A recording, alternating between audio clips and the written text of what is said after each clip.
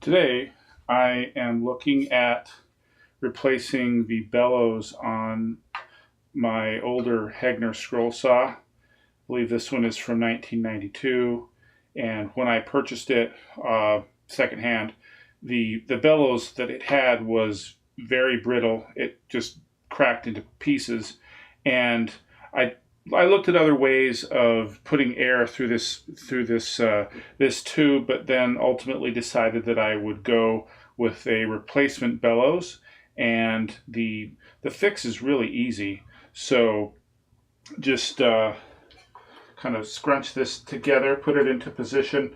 The hardest part is to put it up on this lower arm, so I scrunch the bellows up so I can get my hands under it, and then that way I can push it up as high as it needs to go, and then just sort of adjust it so that it sits nice and seated along the base, and that's pretty much it.